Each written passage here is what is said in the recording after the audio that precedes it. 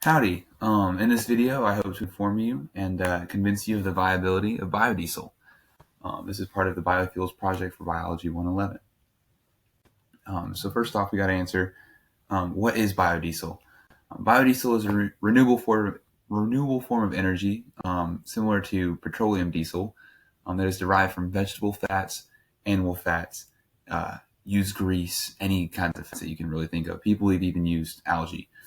Um, It can be used in petroleum diesel engines, but it is significantly cleaner for the environment. People use it, especially for B5 and B10. People use it for their own engines in their trucks. It's often so in the store you'll see it listed as B5, B10, B20, even B100, and all of these are really just describing the content of biodiesel in inside. So B5 or B20, so B20 would be 20% biodiesel, 80% petroleum diesel. They're mixed. So it is also considered safer, especially in its 100% form, than petroleum because it has a higher flash point. Petroleum diesel also is a carcinogen.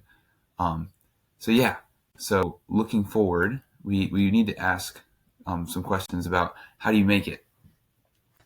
So making biodiesel is kind of difficult, but pretty simple when you break it down. It requires a process called transesterification, which is an organic chemistry word. It really just means substituting a chain, so a carbon chain, which is our OR group in the example, from our carboxylic acid and replacing it with a alcohol group. This is going to make it polar. It's going to drop it into our aqueous layer down below, allowing us to separate out our chains from our glycerol backbones, which are polar, and thus heavier. So your substrates that you're able to use are mostly oils, grease, fat, even algae. And then your reagents are going to be something simple like alcohols, methanol, ethanol, stuff like that. You're not going to really find butanol or anything like that. And then you can use catalysts to quicken the process that are strong bases. Anything that provides a lot of OH groups. If you would like, I provided the arrow mechanism. You can look into that. Next, to solve the question of why biodiesel, we need to answer what's wrong with petroleum diesel.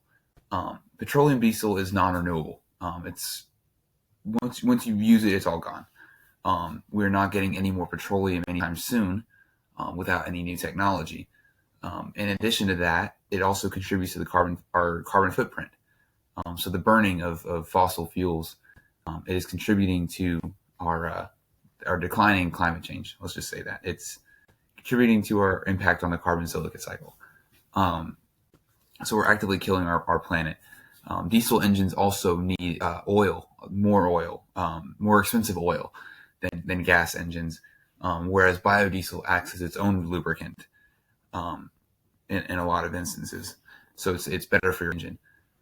So looking at the alternative is biodiesel. Why should we care?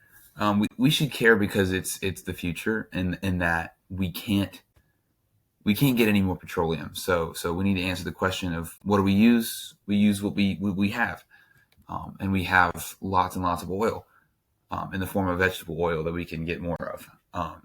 So it's renewable. It also reduces our carbon footprint. The fumes from it, whereas diesel is a carcinogen, it's not going to hurt you if you burn it. Biofuel is not. The fumes are a little bit of a carcinogen, but not nearly as bad as diesel. It's also better for your engine, being its own lubricant.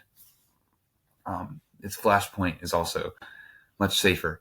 It's also great because it solves the problem of finding an alternative resource and not needing to restructure your entire system. Whereas electrical engines, say in Teslas or something like that, you have to get a whole new engine. These can just be used in any diesel engine that's already being minted. Attached to this very end is citations that I used throughout it. I didn't use very many, but it's a pretty simple concept. that should be it. Thank you for watching.